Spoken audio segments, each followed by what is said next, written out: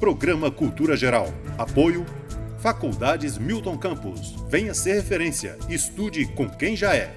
E IEPREV, em defesa da Previdência.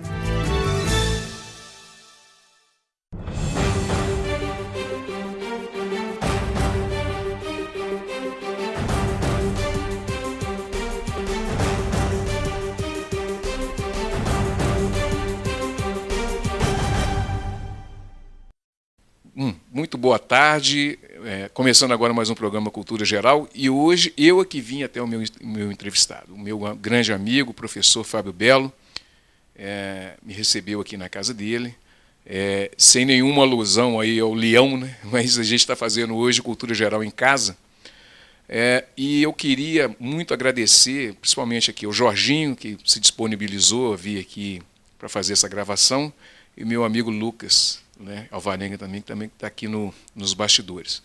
Bom, o programa hoje tem a ideia de discutir, por exemplo, a dificuldade que as pessoas têm, o medo, essa coisa da educação ser um desafio para as pessoas, né? E eu tinha essa pauta em mente, em fazer isso, e conversei com o meu amigo Fábio Belo, meu professor de psicologia lá na Faculdade Milton Campos, e na época, né? E ele se predispôs a tocar nesse assunto. Bom, Fábio, eu vi uma chamada sua, agora na UFMG, sobre os desafios que a gente tem, que as pessoas têm em aprender, né? E não só isso, eu lembro de uma fala sua que foi que não existe possibilidade de não sofrimento para se adquirir conhecimento, né? Esse aspecto de adquirir o conhecimento dói mesmo. Isso está ligado a um processo de dominação. O aprender, o conhecer é um desafio para nós aqui, talvez sul-americano, porque existe um processo de dominação através do conhecimento. Existem, primeiro, né, obrigado pelo convite mais uma vez, né, de participar do programa. Gosto muito, sou assinante do canal, torço muito pelo seu sucesso, que já é grande, né? Tomara que brilhe ainda mais. Obrigado. Sei que é meu ídolo. Olha só, o contexto daquela entrevista foi uma notícia terrível, né? Um fato que tem acontecido nas universidades de maneira geral e também no mundo de maneira geral, que é o suicídio dentro da universidade, né? Obviamente há uma correlação, pode haver uma correlação entre o fato do estudante estar na universidade e isso mobilizar mais sofrimento psíquico que leva ao suicídio, que leva à depressão, leva a uma série de sofrimentos psíquicos causados ou eliciados ou pelo menos catalisados pela relação do sujeito com o saber dentro da universidade. É claro que a universidade, como eu lembrei, né, naquela entrevista para a UFMG, ela não é patogênica em si mesma, né? A gente encontra muita felicidade também na universidade, muita alegria, muito espaço de troca, de crescimento, de desenvolvimento pessoal. Tudo isso também é verdade, né? Mas é preciso investigar quais são as lógicas mesmo no conhecimento, na produção do conhecimento, que podem incrementar a produção de sofrimento mental. Então, eu queria falar com você, Ederson, assim, de duas camadas disso, uma mais psicanalítica, uma mais sociológica, para a gente tentar dialogar mais um pouquinho. A primeira que me interessa mais é a psicanalítica, né? Como eu falo a partir da psicanálise.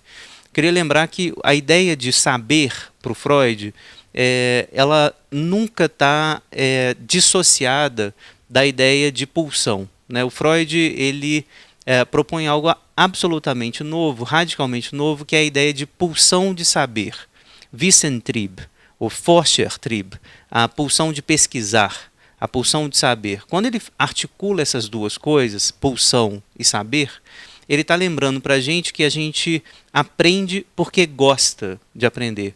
Aprende porque tem motivos emocionais, libidinais para aprender. A gente não aprende apenas pelo exercício lógico da razão. A razão ela não está nunca desprovida de raízes emocionais que levam a gente a saber ou deixar de saber. Quando Freud articula esses dois termos, pulsão e saber, ele está dizendo que a nossa relação com o saber é uma relação de amor.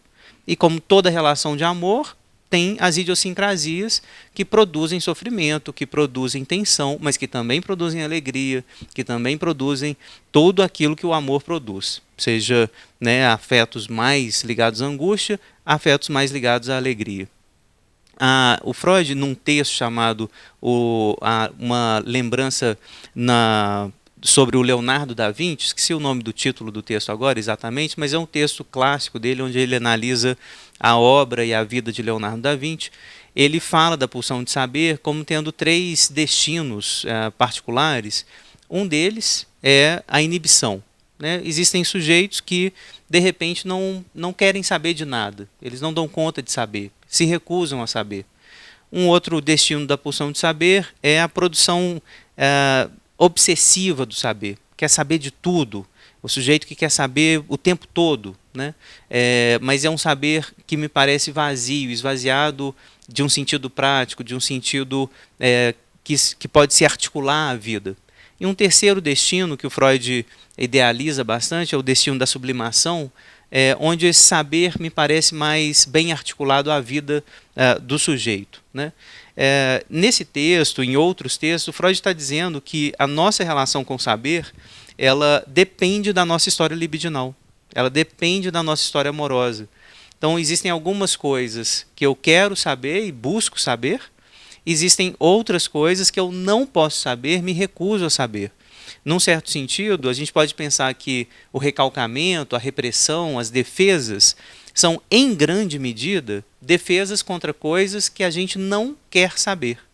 A análise, o processo analítico, é um processo, em alguma medida, de tomar conhecimento de algumas coisas sobre nós mesmos. Ficar sabendo do que sucede dentro da gente que a gente não quer saber durante algum tempo, porque reprimiu uma parte, etc.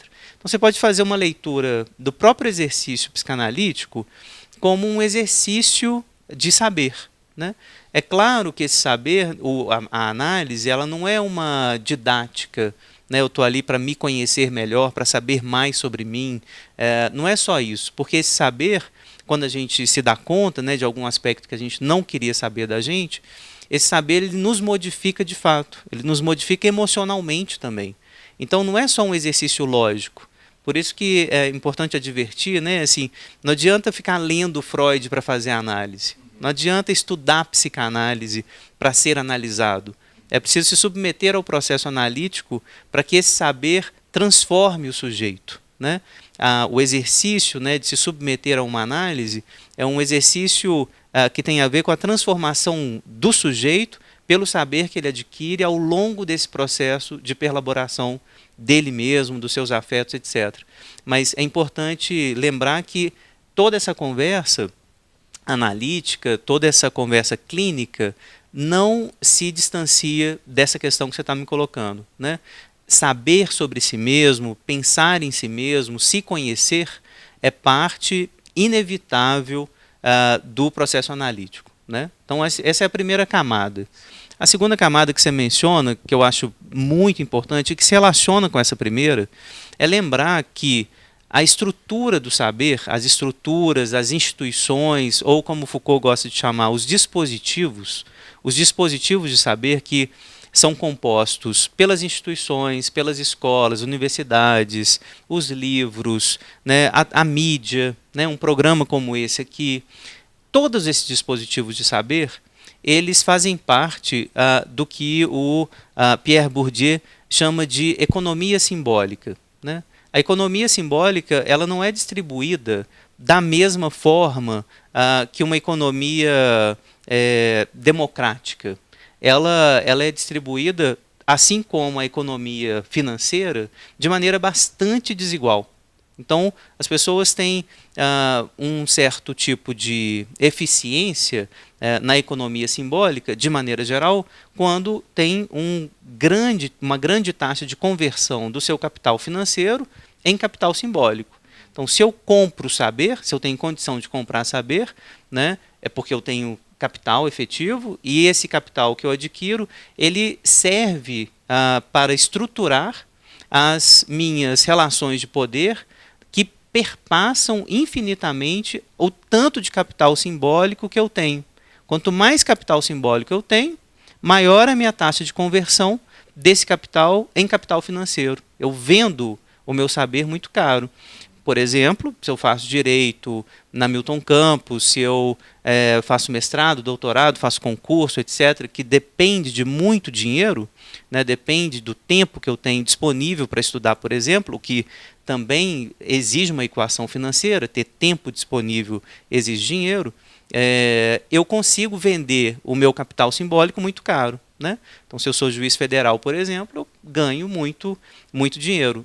Idem para todas as profissões que são distribuídas dentro de um campo epistemológico, cujos saberes não se distribuem de forma igual. Então, no exemplo do campo jurídico é importante. Na psicologia, por exemplo, isso também vale, né? Se você tem psicólogos à margem desse campo epistemológico, né, que tem pouco acesso ao capital simbólico, então consegue fazer faculdade, consegue entrar na universidade, mas não consegue fazer uma taxa de conversão muito alta. Você tem analistas, né, na zona sul das grandes capitais brasileiras, por exemplo, que convertem esse capital simbólico em capital financeiro razoável. Né? Então, esse capital se distribui de forma desigual. Essa é uma tese importante. E aí eu volto para a psicanálise para a gente pensar na sua questão, que é a questão do sofrimento mental aí. A estrutura desses dispositivos de saber vendem a lógica que basta você estudar, basta você entrar no dispositivo que você vai ter essa taxa de conversão garantida. E não é assim. Existe muita idealização por trás dessas estruturas de saber, de que você faz faculdade, você vai ter garantia de emprego, você vai ter uma taxa de conversão maior, etc. E não é assim.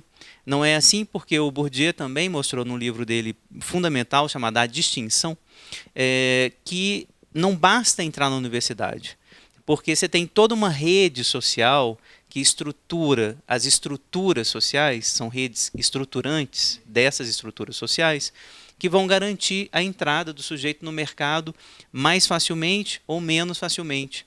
Por exemplo, o fato de você ter uma família que já tem acesso ao campo epistemológico ao qual você quer pertencer. Né? Se seu pai é advogado, se seu pai é psiquiatra, se seu pai, né, tem rede social que permite o seu agenciamento dentro dessas redes, seu crescimento dentro dessas redes vai ser muito mais fácil, muito mais facilitado. Se você é branco, se você é homem, se você é cisgênero, se você é heterossexual, também. Porque tudo isso é convertido para a economia simbólica fazer efeito.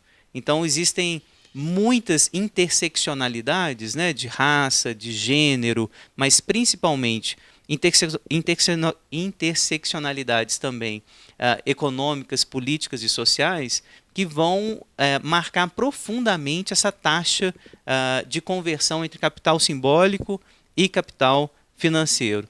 Tem um conto super interessante do Guimarães Rosa chamado Famigerado. Sim. Né? Você conhece o conto? Nesse conto, o sujeito, o jagunço, vai perguntar para o médico o que é famigerado, né? E o médico vai tentar explicar para ele que famigerado é famoso, mas não pode dizer que é famoso por motivos não nobres. Né? Mas como o jagunço está lá todo armado, né, com medo o médico com medo de tomar tiro, inclusive o sujeito vai lá perguntar isso para ele, porque ele está ameaçando o cara que chamou ele de famigerado. O médico, para colocar panos quentes na coisa, diz, não, famigerado é famoso. Né? Mas se a gente lê esse conto do Rosa, fica evidente que a violência simbólica ela é mais violenta que a violência física. Ela pode ser mais violenta porque ela é invisível, porque ela não mostra exatamente que ela é uma violência. Ela se mostra como sendo algo desejável, né? Adquirir o saber é algo desejável, é algo bonito, Então, a violência física, ao contrário, ela é feia, a gente, né, coloca essa violência como sendo desprezível, como sendo algo de pessoas inaptas, né, que não sabem participar da civilização, etc. Todas essas idealizações, então, entram em jogo quando o sujeito vai para a universidade, né? Ele quer adquirir saber e, de maneira geral, Ederson, assim, a pulsão de saber, ela se articula muito facilmente ao sadismo e às idealizações que fazem parte desse campo. Então, se você pega a capacidade de leitura de alguém que tem, de novo, muito tempo para ler, né, o sujeito vai adquirir muito mais saber durante um certo espaço de tempo.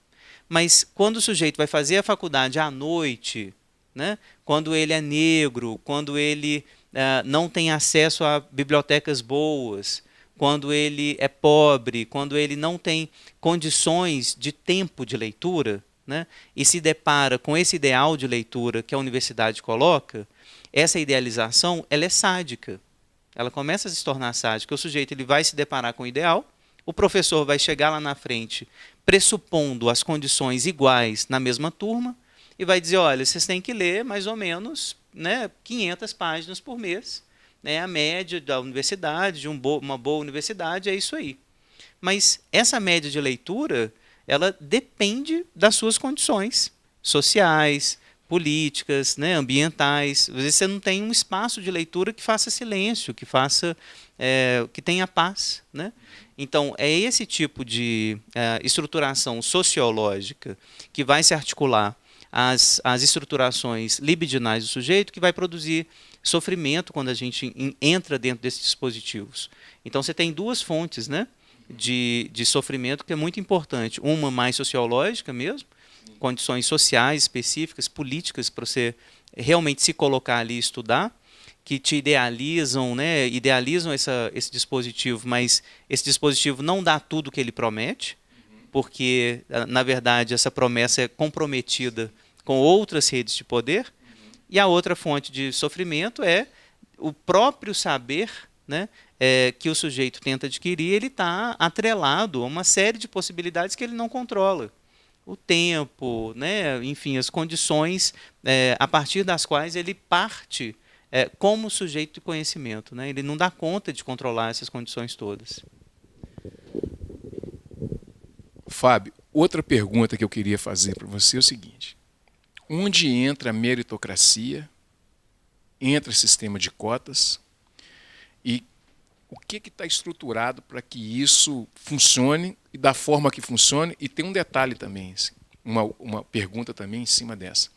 Por que as pessoas têm necessidade de entrar para uma faculdade e sair dela o mais rápido possível, né? É uma frase que se ouve muito no meio acadêmico: coisa ruim você tem que acabar depressa, né? Então, assim, primeiro, meritocracia e cotas. Como é que a gente trabalha isso nesse campo de poder, de dominação, dentro da questão econômica também, e essa outra questão, que é de sumir logo, né? Vamos formar logo com isso. A pergunta é ótima, porque ela toca no ponto exatamente do desmascaramento que o Bourdieu tanto quer, né? Essa ideia da meritocracia. Que tem a ver com a ideia de que o conhecimento diz respeito apenas à capacidade individual do sujeito de adquirir o conhecimento, né?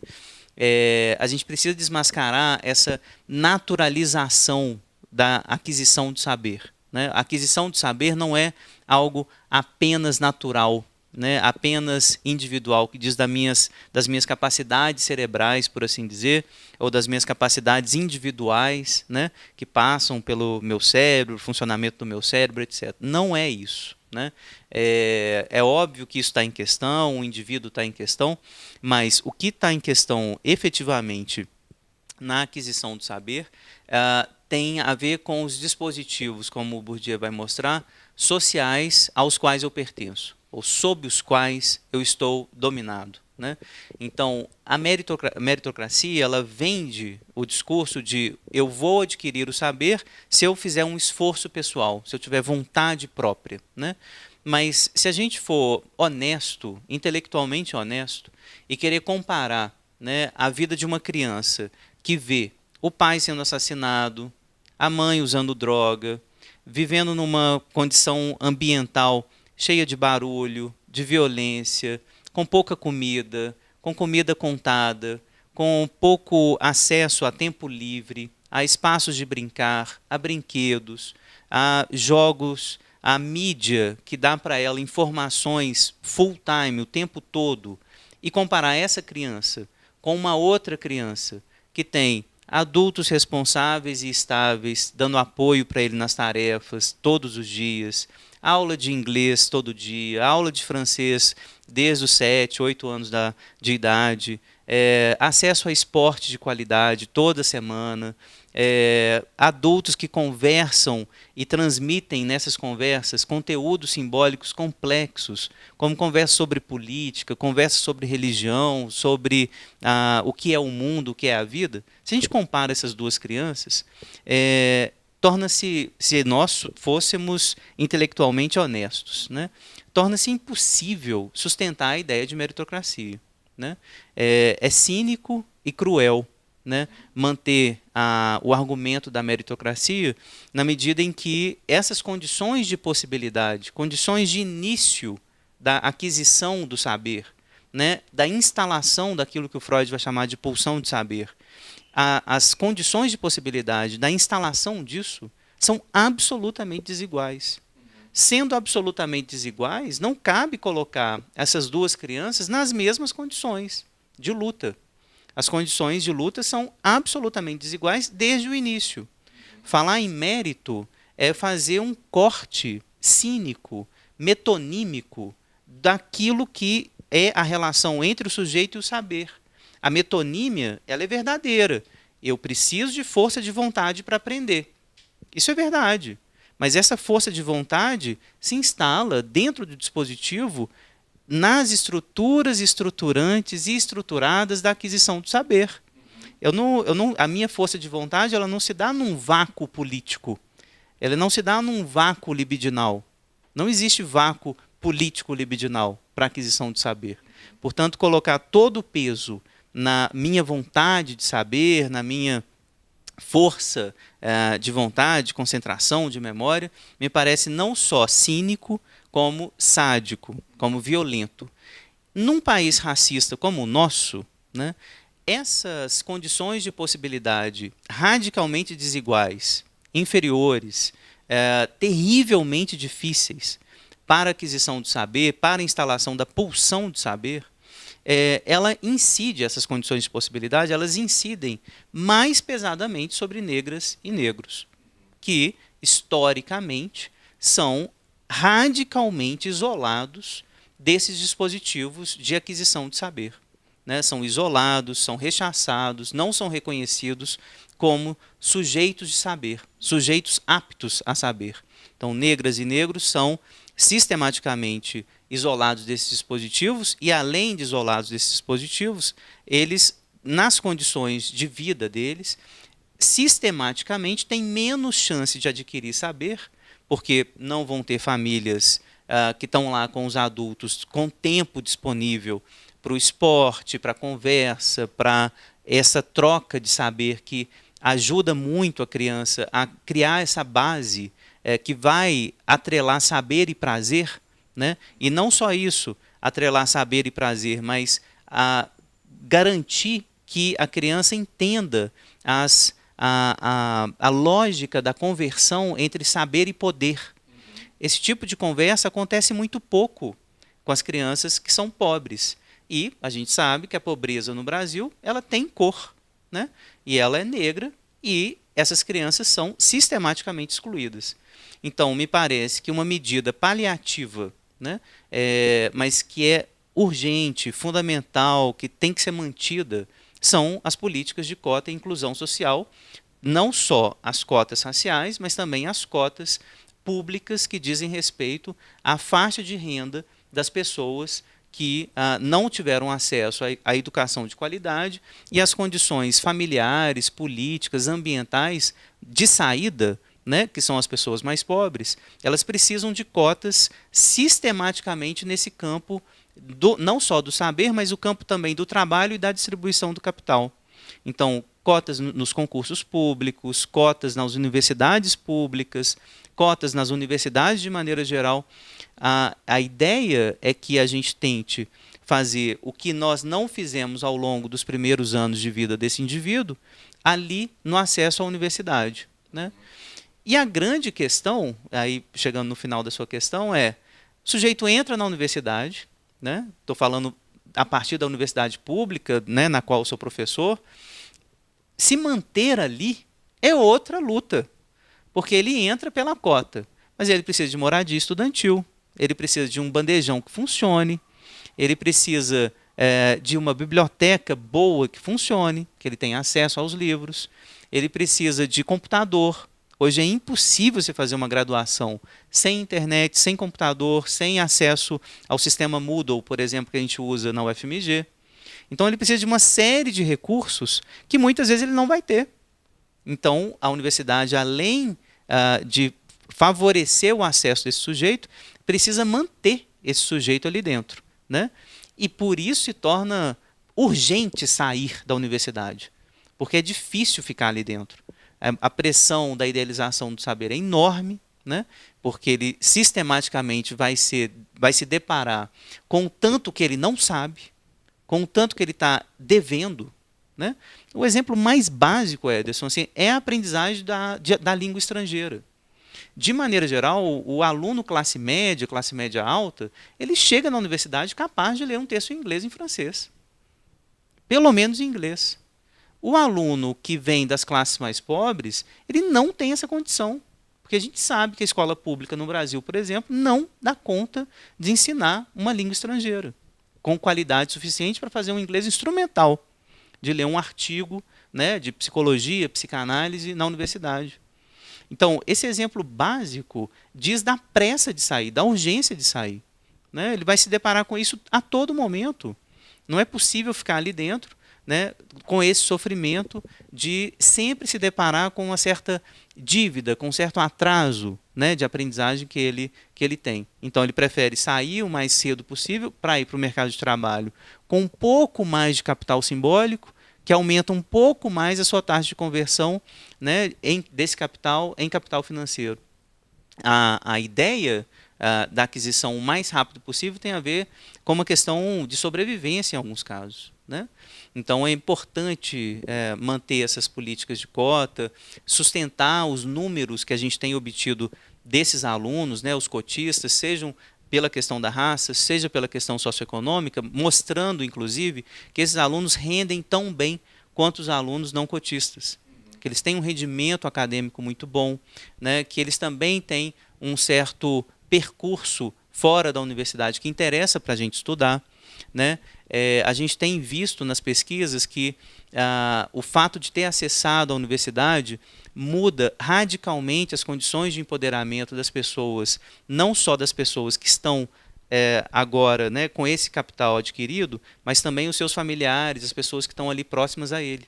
Então a gente precisa de estudos para mostrar isso. Assim, isso a gente já consegue mostrar. A ideia é adquirir o capital simbólico e favorecer esse poder de entrar ali, né? Muito bem. Vou esperar o Jorginho, né? Jorginho, meu grande amigo. Tudo jóia? Beleza. Então agora nós vamos fazer um intervalinho, daqui a pouquinho a gente volta com mais Cultura Geral. Espera aí.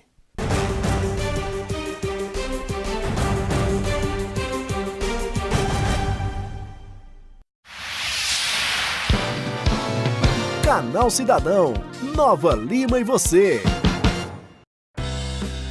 A Feira Bom Levar, que faz parte do programa Empreendedorismo na Cidade, completa um ano com um saldo positivo para os expositores que tiveram a oportunidade de se capacitar e ainda ter orientação técnica para que possam empreender e obter sucesso nos negócios.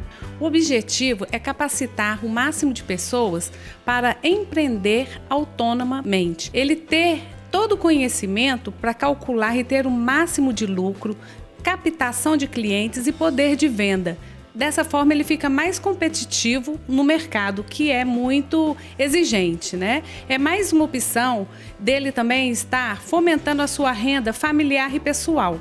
Nessa primeira turma, a Feira Bom Levar contou com 19 expositores que participaram de 12 capacitações, entre oficinas, palestras e visitas voltadas para o empreendedorismo, como higiene e manipulação de alimentos, histórias de sucesso nos negócios, organizações coletivas, tudo sobre microempreendedor individual, atendimento ao cliente, técnicas de vendas, finanças e educação financeira. Depois de um ano, a gente tem como resultado expositores capacitados e com um pensamento diferente do que eles entraram. Agora eles estão saindo com um pensamento empreendedor para continuar com as próprias pernas. Fala, cidadão! A minha experiência foi muito boa. Eu nunca tinha participado, sabe, de nenhuma feira assim. E já tem um ano que a gente está no projeto. E foi muito bom, porque a gente compartilhou, a gente conheceu muito, teve muito conhecimento, muitos cursos, né? A prefeitura dá essa ajuda de muitas palestras, muitos cursos para a gente. Então a gente aprendeu muito e divulgou, foi importante para divulgar o trabalho. Foi um momento que eu precisava bastante, estava desempregada e me ajudou demais, tive capacitação da prefeitura, né, da feira, que nos ajudou com vários cursos, onde nos ajuda a captar mais clientes, a ter novos projetos, a ter nova direção na vida da gente. E ajudou muito na nossa movimentação financeira. Valeu muito a pena, nota 10. Saiba mais sobre as ações da prefeitura em nosso site www.novalima.mg.gov.br, nas redes sociais Prefeitura de Nova Lima Oficial e no jornal A Cidade.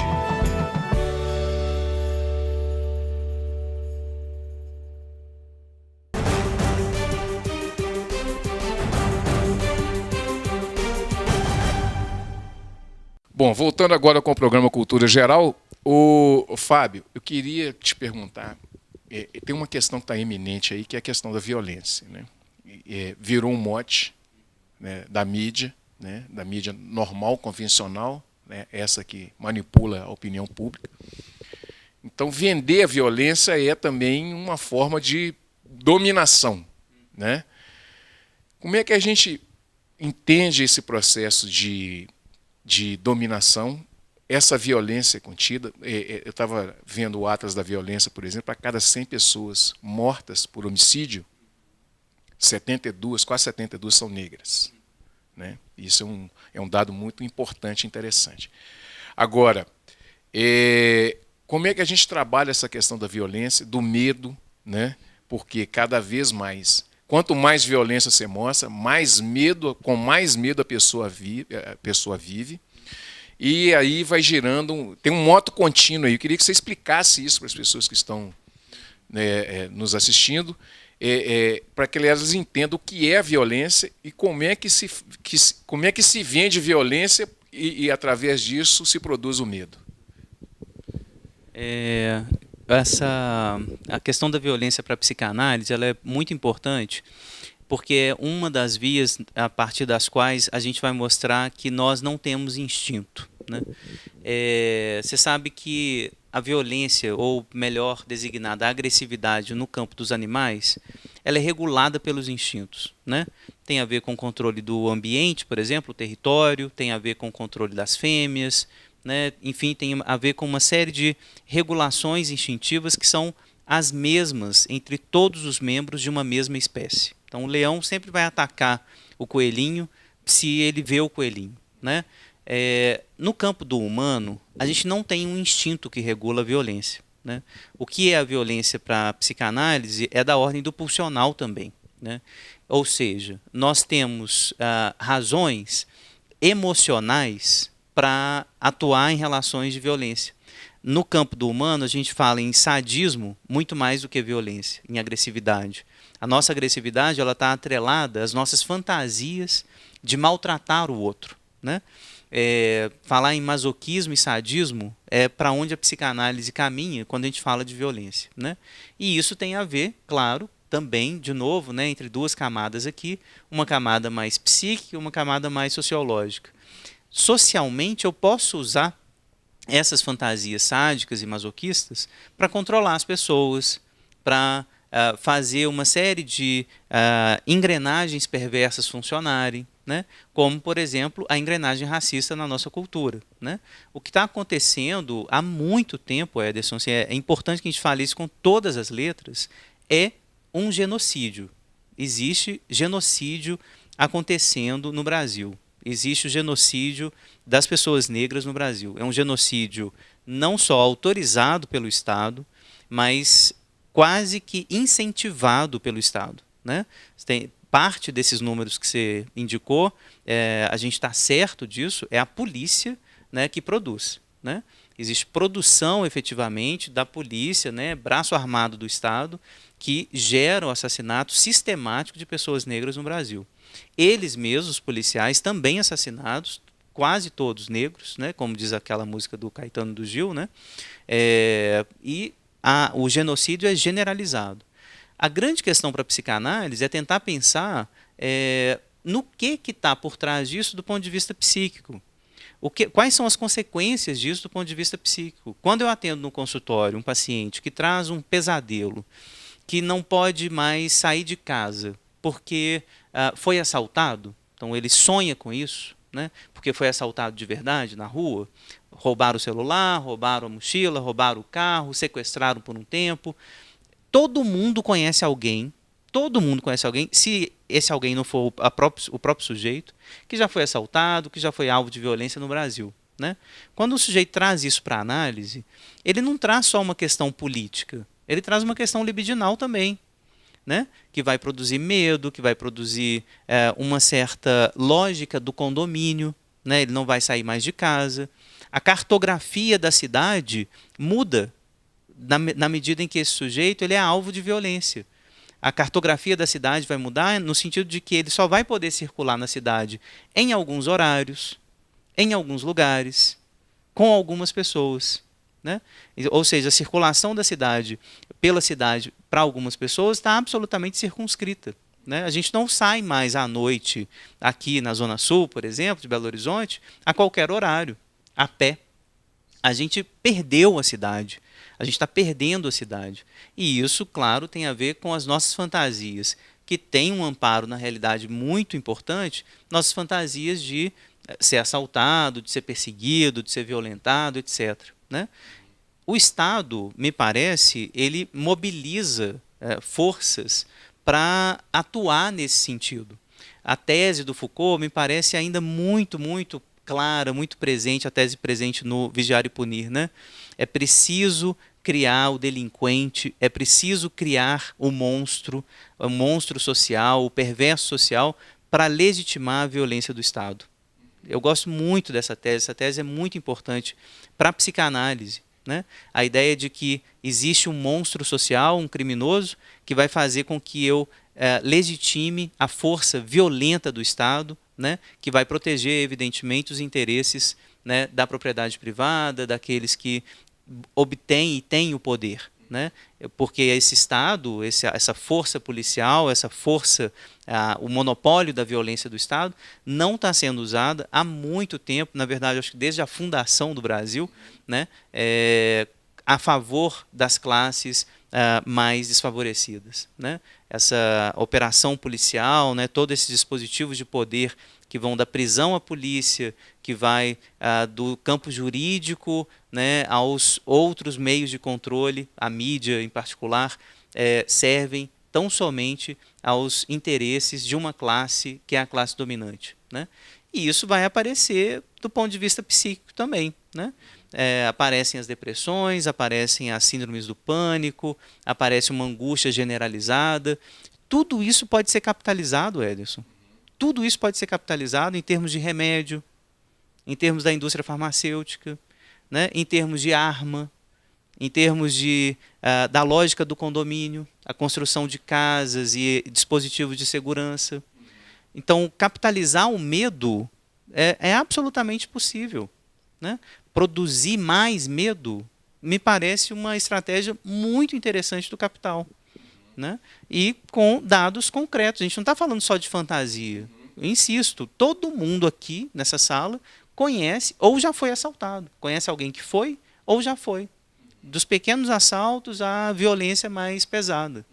Conhece um amigo que já foi morto. Né? É essa a lógica do medo, então. Né? Parece que tem alguma coisa que se aproveita dessa estrutura pulsional, né, do medo e da violência para fazer também trabalhar isso do ponto de vista do capital. Fábio, para a gente encerrar, a gente está vivendo um momento de pulsão de morte. Esse é um momento que a gente tem vivido no mundo. A gente tem visto aí situações na América do Norte, na Europa, na América Latina, com esse processo de dominação, dessa retomada, né, dos meios de produção e tudo, dessa forma de Estado mais, vamos dizer, um Estado mais conservador, um Estado mais menos plural, vamos dizer assim, acho que fica melhor. Nós estamos vivendo um momento de pulsão de morte? Para o Freud e para o Laplanche, que é esse autor que eu sigo, a gente nunca deixa de viver esse momento da pulsão de morte, ou a soberania do que o Laplanche vai chamar de pulsão sexual de morte. Né? A soberania é dela, sempre. A grande questão é o quanto nós conseguimos nos defender dela, seja singularmente, de forma individual, seja com os dispositivos, os códigos coletivos que a gente constrói para nos protegermos contra os efeitos disruptivos, mortíferos da pulsão sexual de morte. Né?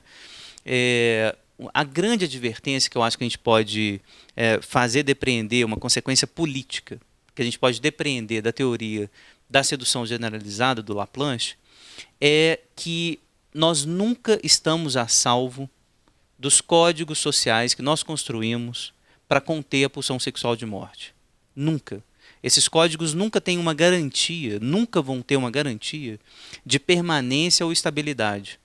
Então, as grandes revoluções que construíram os códigos democráticos, que garantiram a existência do Estado democrático de direito, a invenção dessa classe social burguesa que está fundamentalmente atrelada ao Estado democrático de direito, toda a invenção desse código não tem garantia nenhuma que esse código vai se manter. A gente pode perder pedaços desse código, pedaços importantes desse código, e pode perder o código como um todo. Não há nada que garanta na história que a teocracia não volte. Nada garante na nossa história que o feminicídio não seja considerado uma prática comum, como já é. Né? Não só o feminicídio, mas também as práticas de lesão corporal gravíssima às mulheres, como alguns países muçulmanos, por exemplo, onde é autorizado, por exemplo, a ablação do clitóris. Isso pode acontecer no Brasil. Não há nada que impeça. Não há nada que impeça que um código que não tem nem 70 anos que foi revisado, um código civil, que impeça que uma mulher possa ser assassinada para lavar a honra, honrar a honra do marido traído. Nada impede, nada. A grande questão para o Laplanche é lembrar da transitoriedade e da contingência que é esse código. Né? O código social, individual, que faz proteção, que contém a pulsão sexual de morte. O Laplanche tem um texto muito bonito no livro dele chamado A Revolução Copernicana Inacabada, no qual ele comenta, num debate com o Foucault, sobre a pena de morte. Né?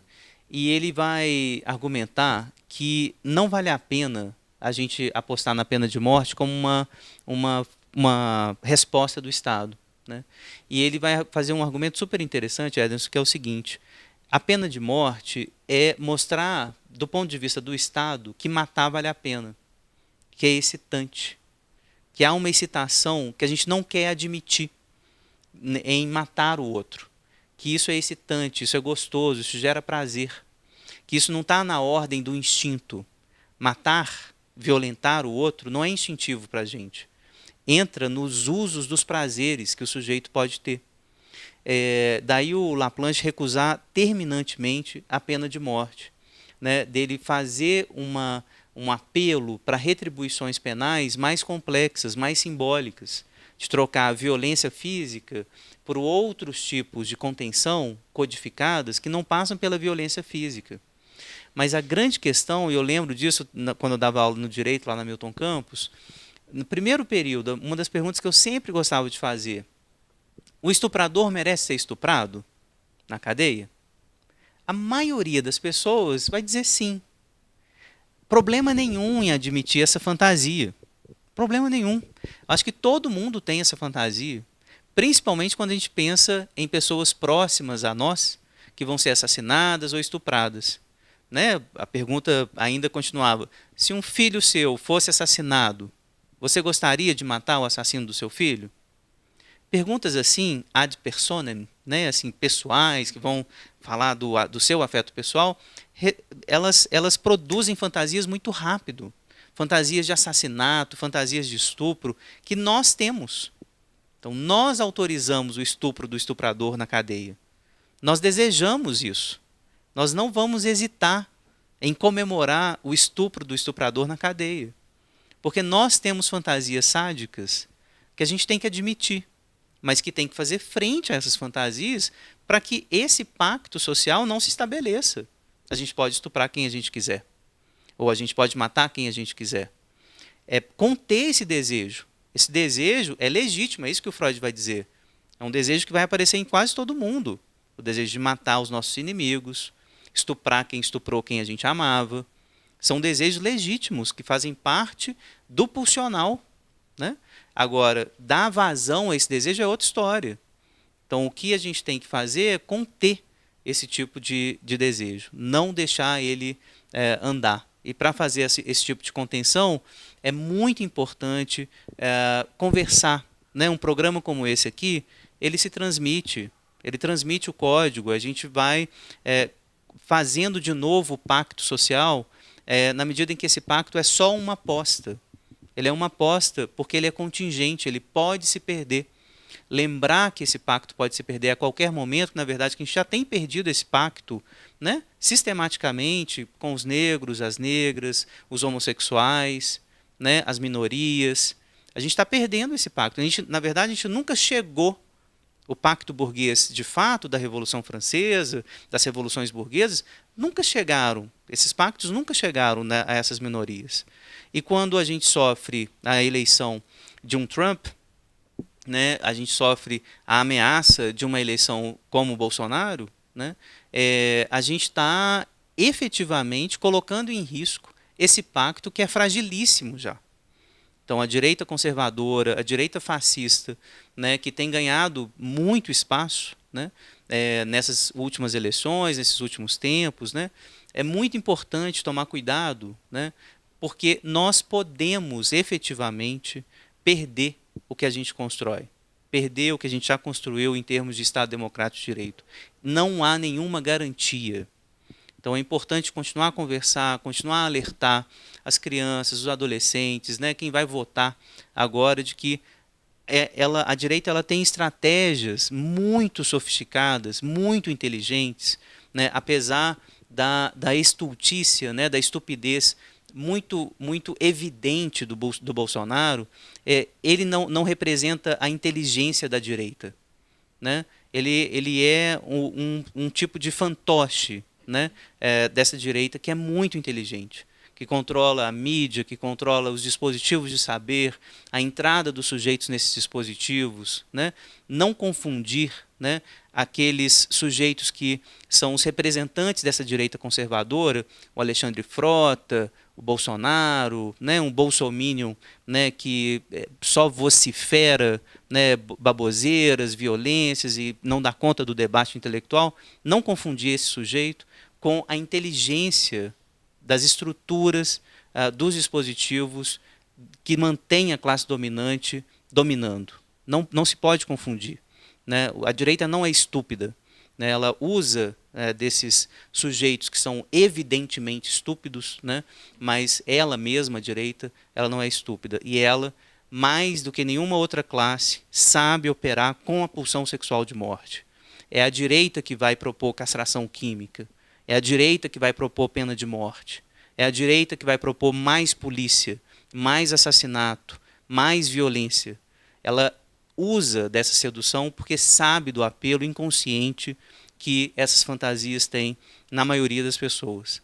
Então é importante educar, né? Conversar com as pessoas de que a violência ela é sedutora, ela é prazerosa, mas é preciso renunciar a esse gozo. Renunciar ao gozo da violência é a grande tarefa civilizatória, nossa grande tarefa civilizatória.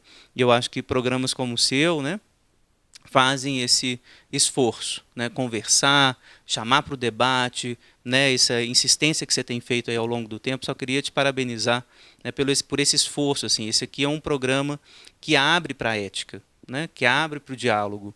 Então é um programa contra a direita, nisso que ele tem de mais essencial, né, a abertura para o debate e para o pensamento. Né? Não há pensamento no campo da direita. Né? Eles não querem pensar, eles querem resolver. Então, eles não querem entender a causa complexa da violência contra a mulher. Eles querem ir lá e colocar a castração química, como se isso fosse resolver. Ele é avesso ao debate e à conversa. Programas como o seu são, então, nesse sentido, radicalmente opostos a esse tipo de postura a favor da pulsão sexual de morte. É preciso comemorar a vida, e esse tipo de debate que a gente faz aqui, que você propõe todos os dias lá no canal, é um debate a favor da pulsão de vida, e é nessa direção que a gente vai. Muito bem. Chegamos ao final aí do programa Cultura Geral. Né? Eu não sei quanto tempo que a gente tem ainda. Tem muito tempo ainda? Acabou, né? Então chegamos ao final aí do programa Cultura Geral. E vou ficar aí aguardando uma outra oportunidade para a gente poder bater esse papo aqui com o meu grande amigo Fábio Belo. Grande abraço e até amanhã, se Deus quiser, com mais Cultura Geral.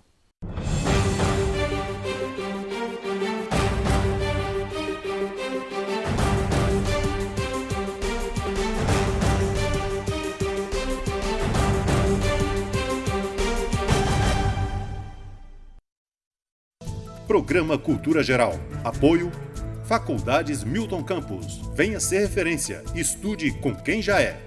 EI é Prev, em defesa da Previdência.